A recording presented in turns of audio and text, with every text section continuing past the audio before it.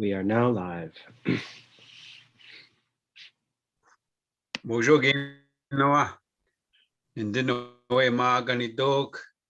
Niji kayak. Akana niji bimatazig. Akoe gui vizan sindigo o Ojibwe mon. Be shun and do dam. Nagachu nong and do chiba. Guaba iganing in da nungum. Going up a chigo gego. Ingikain dan zin. Koyak ijichigeta Anishinaabe. Me wenja mi etago. Migo pajina etago. Che Ojibwe moyan. Shweni mashin. Bungi etago. Nini ta Ojibwem. Idash in debuyen dan sago. Mashkawazi maguk. Okea Anishinaabe geabe da ajichigeyang. Omanunguma king. Miswe Anishinaabe a king. Ani onagoshin. Ninga tajindan bangigego o sa ingikendan. Midashko indani maknu danun inagakea. Wabanung shanung ningabi nung kiwetanung. Gegetani onagoshin ninga tajindan ishpeming. Ni mama nanaki minuadash. Chimanitua ki ge ma. Oma ayayan oma nungum. Geget oma ima ayayego ma nungum. Miguch bizinda yak Anishinaabe moyan nungum ninga shaganashi. Animikage gino. So I want to welcome you all this early evening. My name is Gui Zance in Ojibwe. I reside here on a reservation called Fond du Lac in the community of Sawyer. I belong to the Lynx clan. I'm humbled because I called upon to talk about some things. And I only know a little bit, but what little bit I know, I want to share with you about these directions. We've reviewed 4 already about the east, the south, the west, the north, and all some of their how it pertains to the Moshkiki de Tebesed, the medicine wheel, the colors, the elements, the emotions, the physical, the spiritual, mental, and the emotion aspects of those directions, the properties, physical and spiritual, the seasonal change from spring now to summer to fall to winter to complete the circle. What does that circle mean in Ojibwe ways? So there's a lot to cover and a lot that we've already covered and how that pertains to the life that we live in. Minuadash ni niwi tajandan bangigeo sa kwea kosh kawin minuwa minowi jindiwin. So now I also want to talk a little bit about balance and harmony and how to utilize this medicine wheel to try to bring that to our lives. We know that if we're sick, we're out of balance. And sometimes this tool can help us to bring our thought processes into something that we can help those that do the healing. Everybody does their part in indigenous ways of healing. So it's really crucial now to know some of those tools so that we can do our part. The healers do their part, the spirits do their part. We need to do our part. And this is helpful to know some of those things as we do our part. And as we follow through with those instructions from those that are gifted with the ability to help us heal. And as we follow through on some of those things that are told to us to do, and those relationships with those healing properties that are in these directions. So, especially in today's world, we know that we live in a violent world, a very sick society, both literally and metaphorically.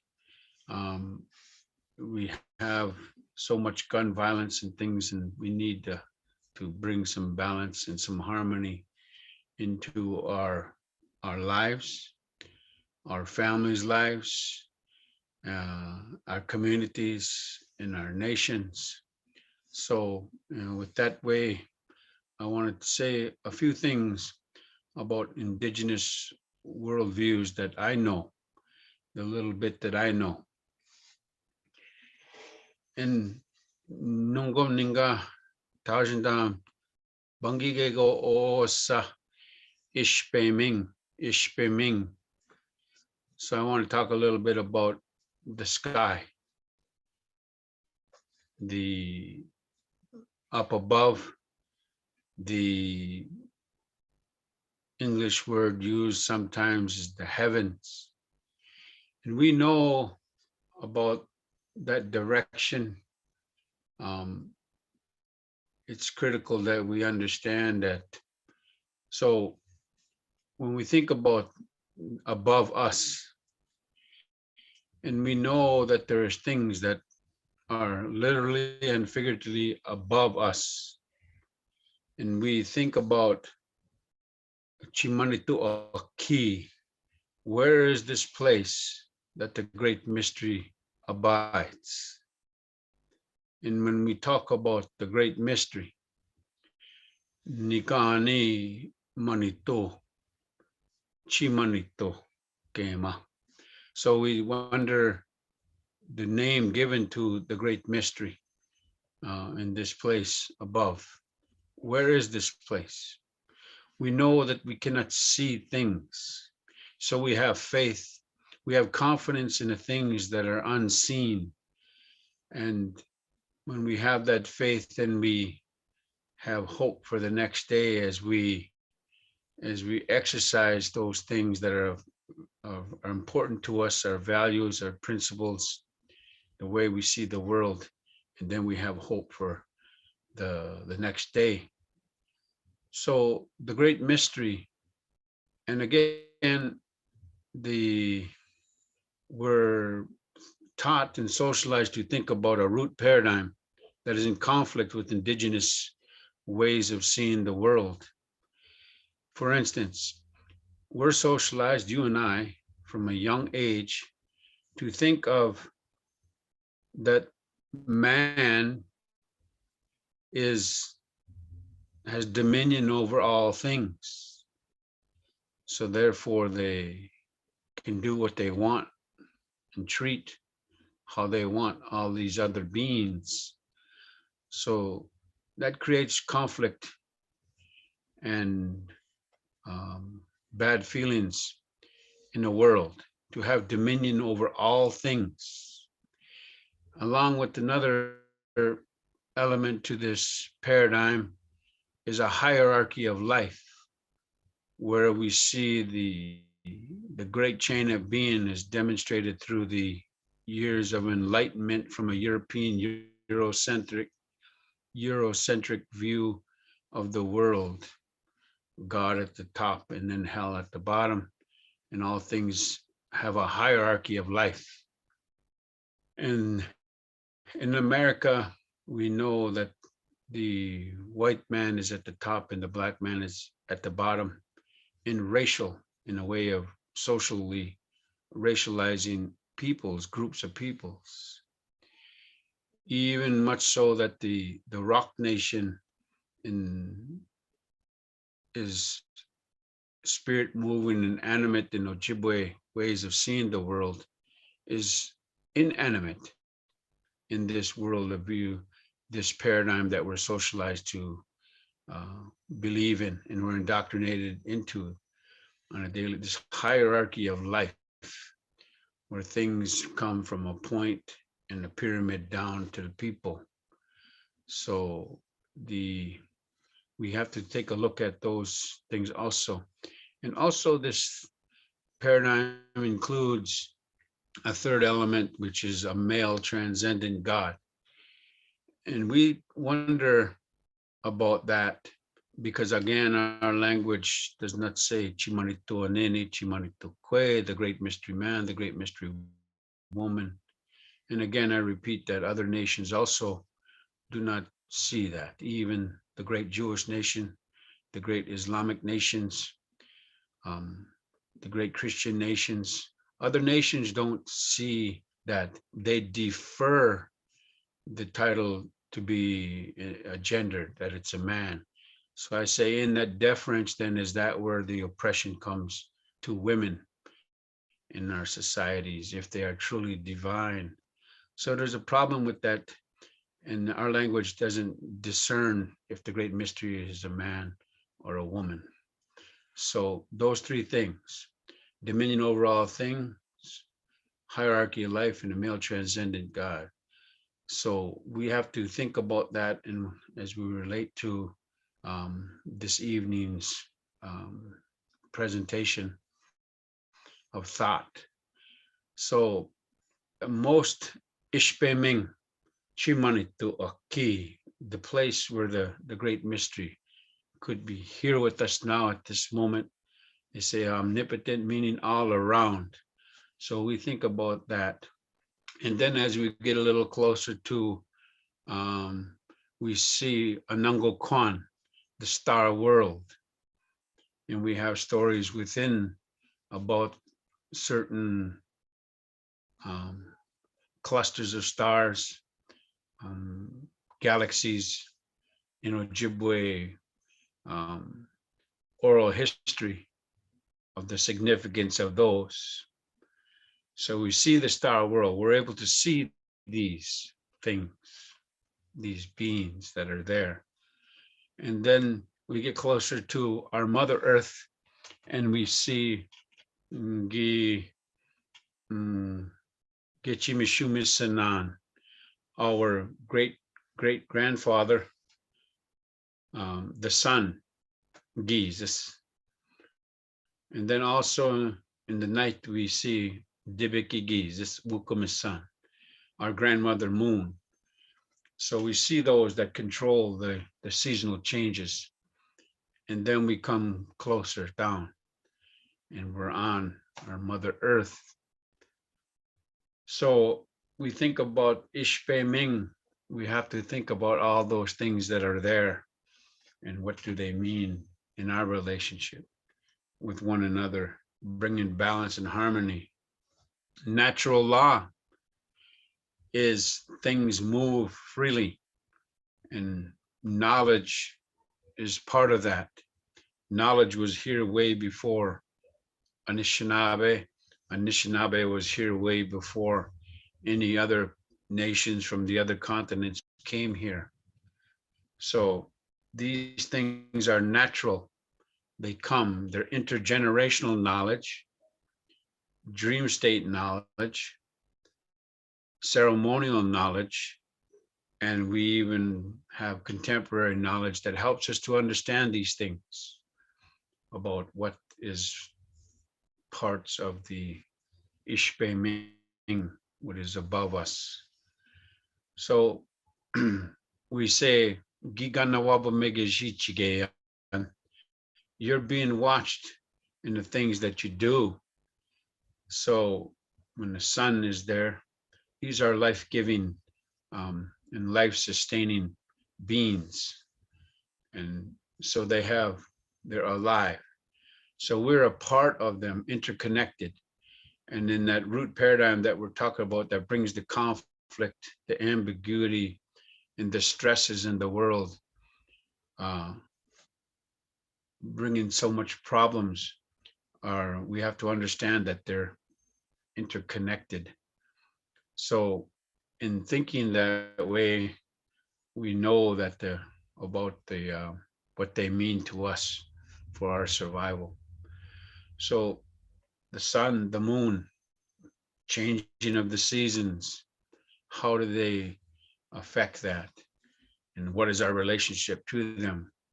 We see in a derogatory sense in America and some places of the Western thought that the the worshipers of sun in the past were looked down upon.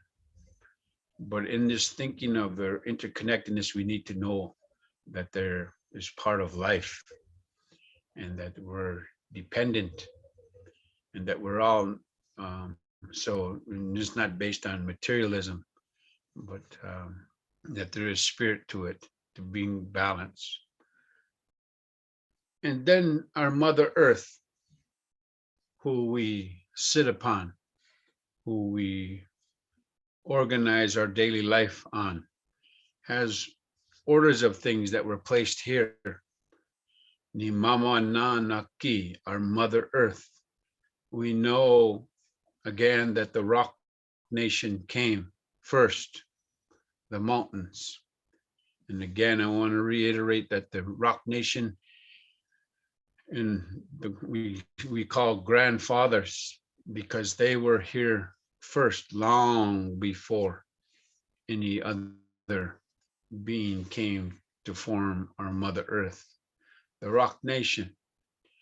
And then we see and hear about the seedlings, the grasses, the plants, the trees are here next.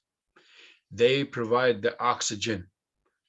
The rock nation provides the stability. And again, the grasses and the seedlings came next, would bring in the oxygen to trees. Next that were put here on our Mother Earth was the animals, the flyers, bimisejik, bimosejik, bimatagajik, bimutejik. So we have the flyers, the walkers, the swimmers, and the crawlers that were put here for brotherhood. And last was Anishinaabe. Anishinaabe, the man came and was lowered here and put here in this continent. And we know Turtle Island is what we call this continent, and the legends that come with that, oral histories of that entail the creation story, the migration story, and how we as Anishinaabe come to be. So we think about those things along those lines. And when we think about what it means to be here last, Anishinaabe was put here last, original people. All those other ones they say can live without us, we cannot live without them. So they can survive, but we can't survive without them. So it's critical. And we also talk about the four elements of life: earth, wind, fire, and water. We do our ceremonies in entailing all of those. Even the smudge ceremony entails those four elements to life. The bowl, smudge bowl, represents the water. The smudge itself, the sage, the cedar, the sweet grass, the tobacco represents earth. The match is fire, and the smoke is air, wind. So those things are critical for life. And then the next direction, some say is, again, Chimanitoki, the great mystery. Others say that it is where we are, wherever you happen to be, your center. For Ojibways, we have our center of the universe. Lakota Nation, the great Lakota Nation, has their center of the universe. So where are you centered in your universe? the seventh direction, the center of your universe.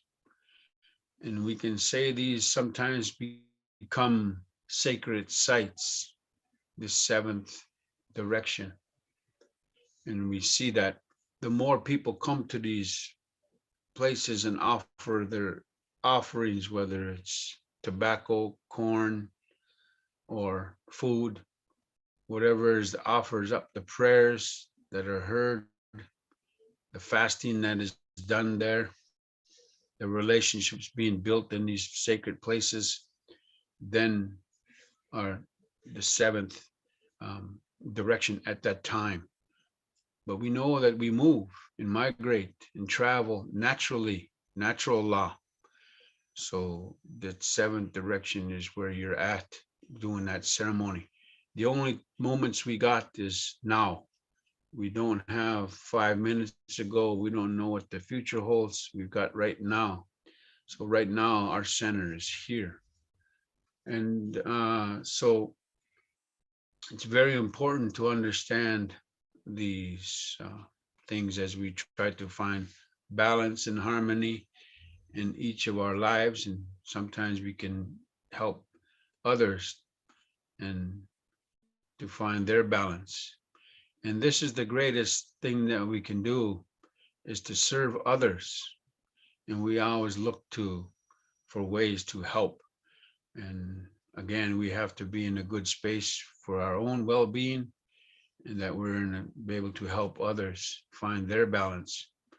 And this is relationship building, and we need each other in this societies that we're striving to build in harmony and balance. Our Mother Earth is crying, is suffering because of this root paradigm that's has dominion over all things, a hierarchy of life. And we say that also this way of seeing the world that is through a male transcendent God. But these are some things that we need to think about. And I'm not asking you to believe those things that I've mentioned, but to think about them and dialogue using them thoughts with others. And this is a relationship building, so that together we can come to some understandings that will help our Mother Earth to continue to survive. Our Mother Earth, again, is the source of all life, not the resource. So this is very helpful in how we deal with each other, and particularly our relationship to our Mother Earth today. So I just wanted to share a few of those things there with you this evening. And I'm grateful to be able to be here in circle with you all. I want to open it up, if I could, if there's any questions, any comments, or any things that resonated with you. Um, so at this time, I'll say Okogiman. Yes, Ricky, what resonated with me was the idea of presence, and wondered, what more we might say, or how we might think about the notion of presence. So we are in the four directions. So I'm wondering what that presence requires of me. What kind of presence do I need to have? So that's what I wonder about. What does it mean to be present in a good way? I think a start, we know that about the seven teachings: wisdom, love, respect, bravery, honesty, humility, and truth. And when we think about being present, we've got to utilize respect, because when an elder comes into the room, we've got to be present and respectful. And if we can't do that, then we're being disrespectful. So to be present means to be in the moment, like this moment that we have right now. We've got to be in that. We cannot be listening to the noises that are coming in from other directions, the radio perhaps, the television, the emails, the texting that's coming on. We've got to be present. And we say a lot of times, like our challenge with our young people is that they always have the telephones and the iPads and the tablets and things. So they have our attention. They have their attention, that little instrument that Mhm. has their attention, and we don't. So they're not present with us. And then we'll hear even my son, who's a man, grown man, will say, I can multitask. But in reality, when your attention and you're looking at something like else, even out the window or something, that you're not present there. So having respect and acknowledging that that is there. In our one of our ceremonies, when the grandfathers come into the sweat lodge, perhaps, and and they say, you got to be, we have their utmost attention now. They waited for this moment for thousands and thousands and perhaps longer, hundreds of thousands of years for this to happen, this moment. So we've got to be present. So we can't be talking about what happened um, with this movie, this program that we were watching the other night, or about the politics that's going on over here or there. We've got to be present. So it takes a conscious effort to be present and be still, because the senses that we come to know, our sight, our smell, our taste, what we hear, and the things that we feel are not enough. We've got to be present and able to understand and find those other senses that we cannot see. So Ricky, that's, I know that I understand that in the Buddhist tradition, in some of the meditations, we are asked to focus on something.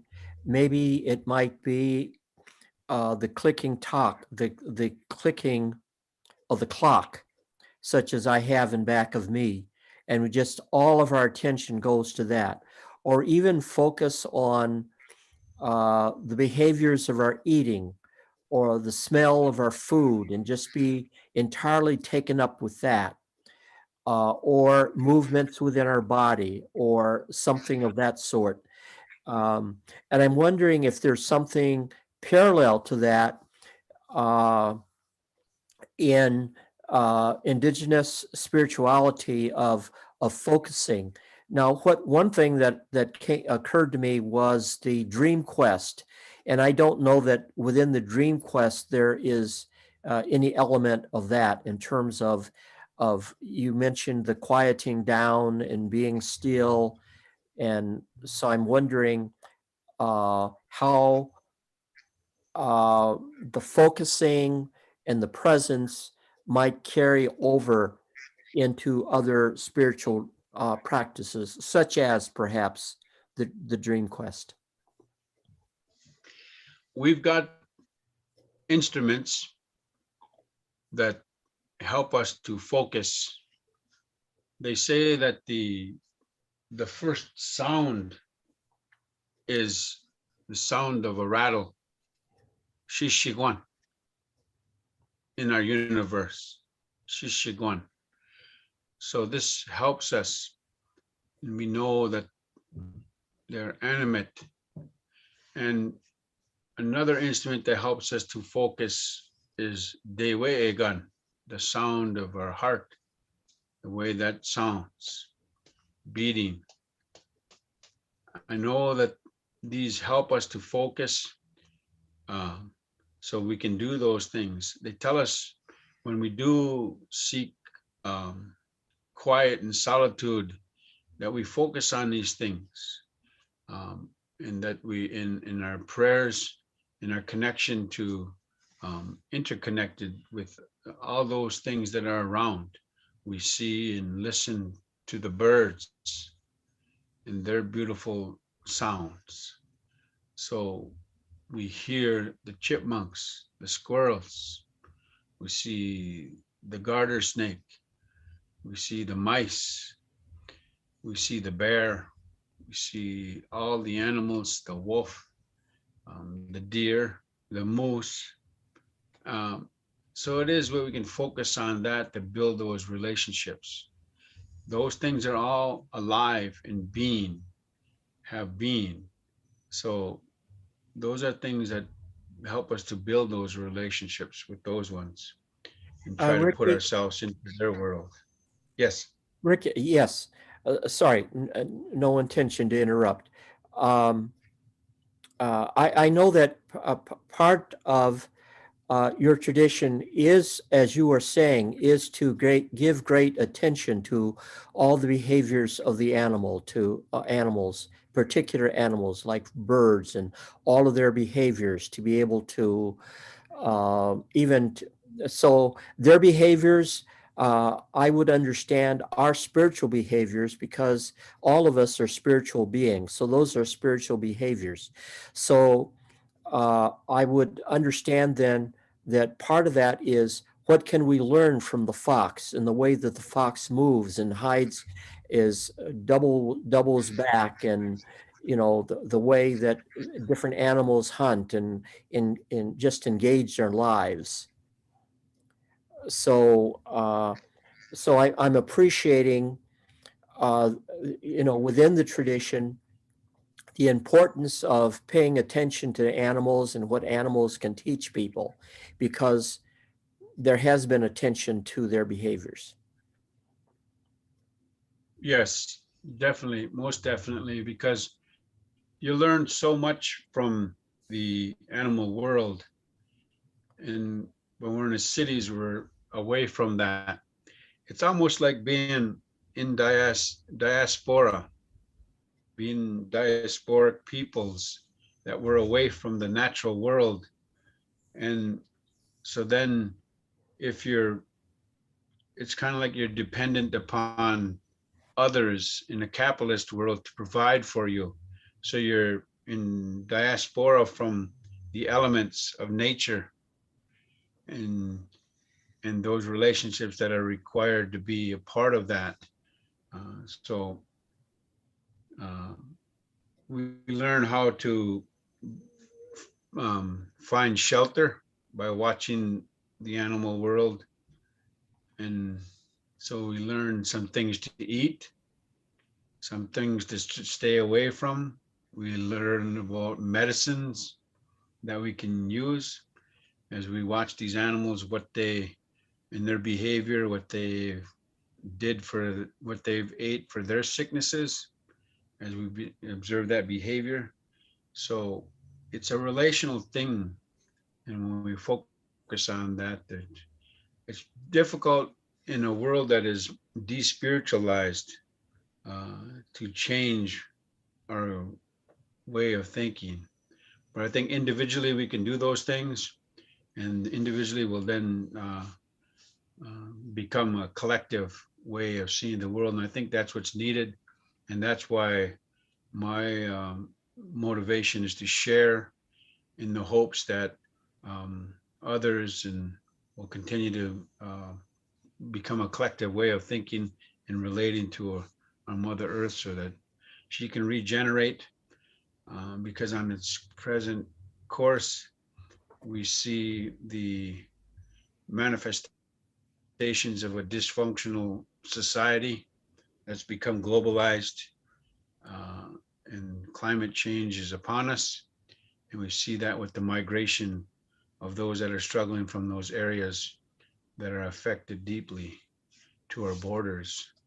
So um, these are natural law, spiritual law, and we live by spiritual law. So it helps us to navigate how to treat one another. Ricky, you had mentioned the use of rattles for focus, and you mentioned the heart, attending to the heart. What part does drumming play in focus? Um, Drumming, so is that much the same as the rattle?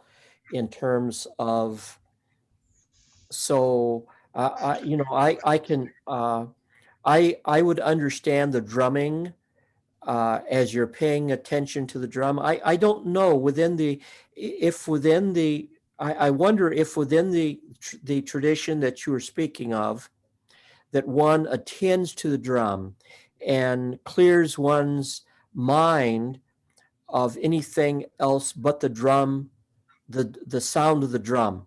Now, I say that in reference to maybe understandings of other traditions where that is the effort to clear the mind and just focus on the sound of the drum.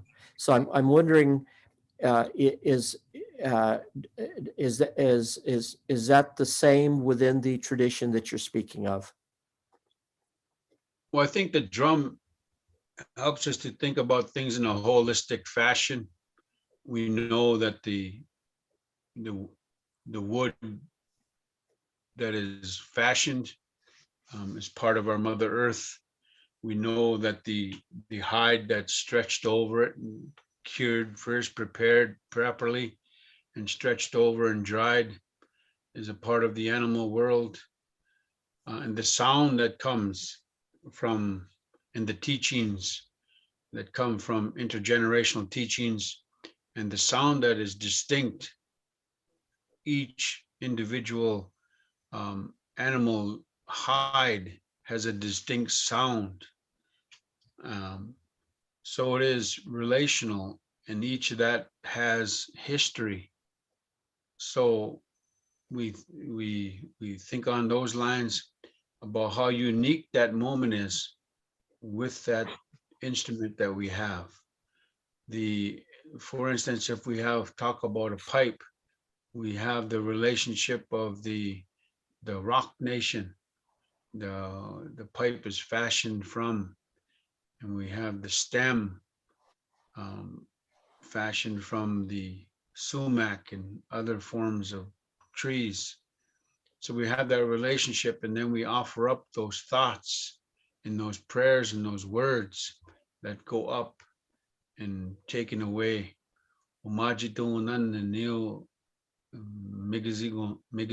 Those ones that are the eagles that'll take those prayers up. So it's unique to the many different elements. The shishigwan, the traditional ones, the shakers, the rattles. Some were made from the stomachs, the bellies of animals, and hardened and things put in and blown up like a balloon and dried and used as a shaker. Other times you have wigwas, birch bark shaped in the shaker, and you have some stuff in there, and you have stones or other things within that help to for that sound. You have your animal furs that can be added.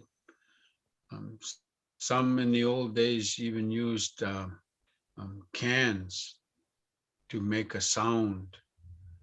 So you can improvise, but it's about that uniqueness in that moment and recognizing and identifying those relationships that make that moment happen in your seventh direction, your center of your universe. What I'm appreciating is the interconnection between all of these parts. And as I'm using the drum, I'm thinking of the power of the deer, and maybe so I'm bringing myself into the presence of the spirit of the deer, and bringing myself into the presence of the spirit of the particular um, wood, uh, the trees that would represent a certain spirituality, a certain vibration. Um, and so when I enter into relationship with the pipe or with the drum, with the flute, it's more than just that instrument. It is how that instrument is also part of something else. That's what I'm hearing. Yes, that's paraphrased it properly and well. Um, I think that the sound, the unique sound that goes out, the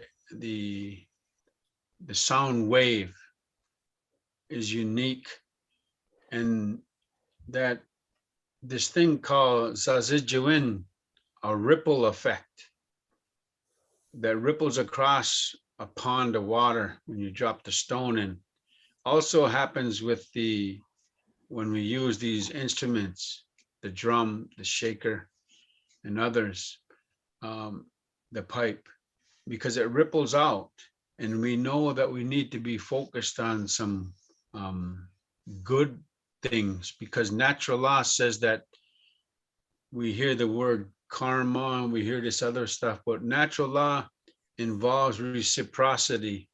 So what you give out will come back. And so we always try to stay focused in a positive mindset, and we always pray for others. Um, so we know these things, and we know that natural law is part of that in a holistic approach. So Yeah, we think about those things.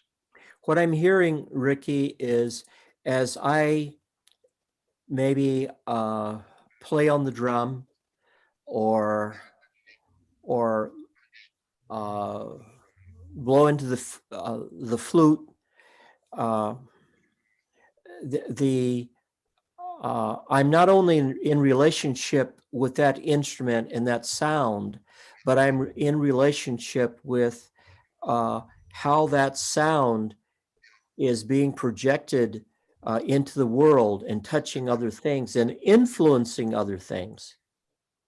So that drum and the notes of the flute are also impacting the world, and so their vibrations are touching other vibrations, and creating change. So that's that's some of what is being said to me in what you're saying. That's what I'm hearing in what you're saying. Yes, that's correct. And the moment that happens, when change occurs, um, that can be both positive and negative, because if one chooses to use things in a destructive fashion, um, that'll happen also. So the same effect of that rock falling into the pond and rippling out, so it will be. That's why one of the reasons they say to be in a positive frame of mind, a loving frame of mind when you're cooking, they say, because it ripples out. So you're in natural law and spiritual law, well, is all about that interconnectedness and that reciprocity.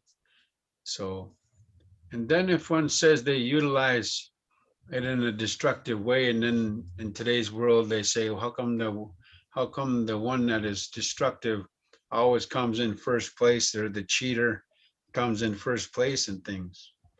And we know that natural law has a way of straightening those things out.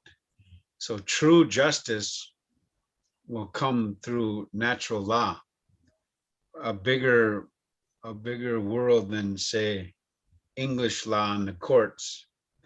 So we know about these things then. So we can rest assured that when we do our part of sending out positive messages, that we have confidence and faith that goodness will come our way back. So respect is part of that in relation with these um, instruments. I can see that in terms, if one is able to take the big picture of things, uh, you know, I mean, just personally, I may not uh, maybe see that in my lifetime, but if I over generations or something, you know, I can hold on to that as a truth. So maybe in terms of setting things right, of vindication, that I may not be vindicated in my day. I may die before I'm vindicated, but perhaps my vindication will come another generation or two generations from now, so that the truth will unfold gradually. But I fully believe that, as you are saying, that what comes around, or what goes around comes around. But for me, it may not be immediate. Absolutely. And some folks in your descendancy, the children, the grandchildren, the great grandchildren, sometimes will make songs and have stories that will lift those characteristics that you've demonstrated. So the next generations might not know you personally, but they know of you, and what made you have that song written about you, or that story that's been passed on oral traditionally from generation to generation, about those things that lifted you into a well-respected man or woman. So those things are out of our control, of course, but our influence, and the way we carry ourselves. Um, so that's why they say you're being watched. So we've got to be careful about what we say and what we do. I'm wondering if, for our listeners, those who are present, would like to engage Ricky in regard to today's presentation.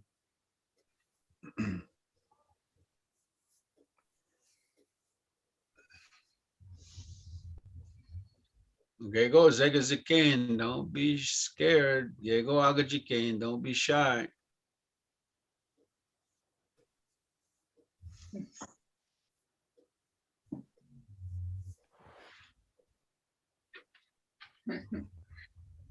I want to thank you for all that you said. Insights. It gave a lot of insight, and I really appreciate it from the beginning to the end. So I thank you. You're welcome, Vicky.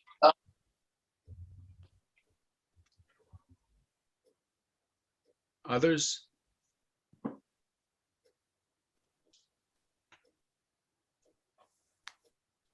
We do wish you to know about the programming that is upcoming, spirituality and trauma. And Blake, I would really be indebted if you would read this for us. You've provided it on our screen, and I thank you for that. Yes, I haven't heard about this. Yeah, so we'll continue next week, continuing on Wednesday nights at 7 p.m. Central, and the focus will be trauma.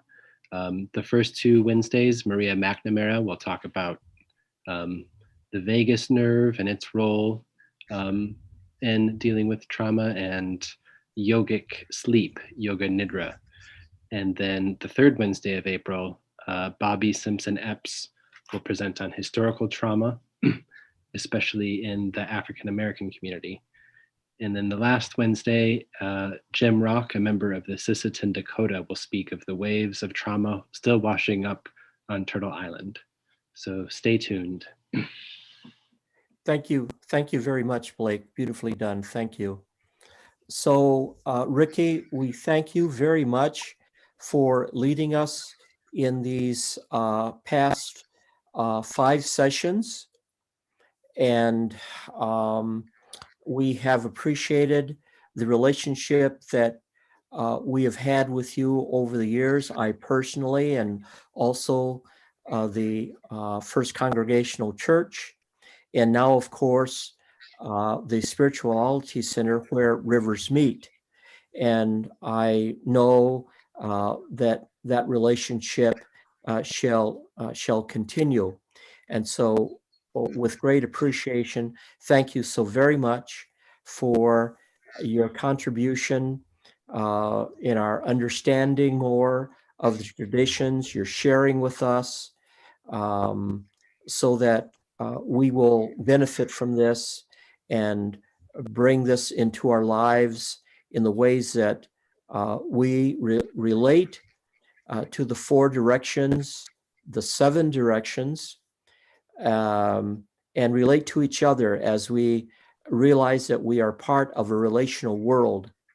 And as we look in the 7 directions, we are reminded of the various ways that we are related. So each direction, each of the 7 directions reminds us of a particular relationship. And we are part of, we are a interconnected community. And so you have helped us very much to appreciate the nature of that spiritual connection. So thank you so very much, Ricky. You're welcome, Mukwege, man. Thank you for considering me. I'm greatly honored. So we continue our relationship in a good way with all of humanity and our Mother Earth. Thank you. Thank you, everyone, for being with us this evening. And we look forward to your being with us in our programs upcoming, identified by Blake, the spirituality in trauma. And we look forward to seeing you next Wednesday at 7 p.m. with Maria McNamara. Thank you and good night.